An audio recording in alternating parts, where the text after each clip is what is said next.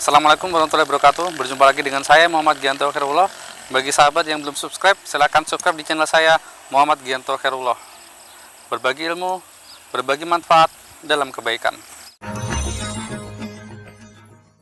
Manusia ketika diberikan harta yang melimpah, diberikan kemudahan dalam hidup, diberikan kekayaan, dia merasa senang, dia merasa bangga bahwa ternyata Allah itu sangat sayang kepada saya. Tuh coba lihat, usahaku maju, tokoku banyak, rumahku besar, kendaraanku mewah, anak-anakku sehat, keluargaku juga sehat.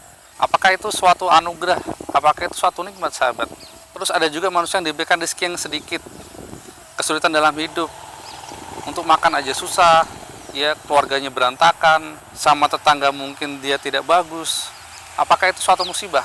Semua yang dialami manusia, baik itu berupa nikmat atau berupa kekurangan, sesungguhnya itu adalah cobaan.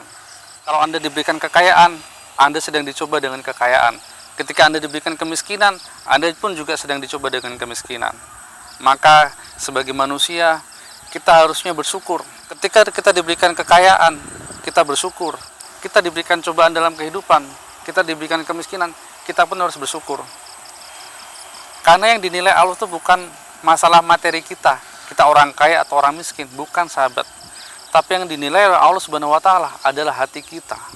Apakah hati kita masih terpaut kepada Allah ketika kita miskin? Ataukah kita lupa dengan Allah ketika kita diberikan harta yang melimpah? Sesungguhnya ini semua cobaan, sesungguhnya ini semua ujian.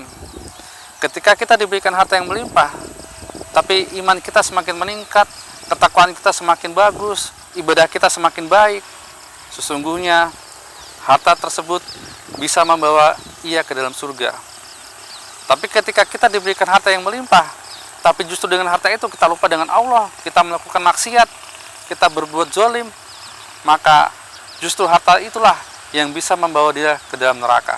Ketika Anda diberikan kemiskinan, kekurangan harta, tapi Anda tetap bersyukur kepada Allah, Anda bersabar, Anda senantiasa berdoa dan berusaha, tapi hati Anda ikhlas menerima dengan apa yang ditakdirkan oleh Allah, maka itulah yang bisa mengantarkan Anda ke dalam surga.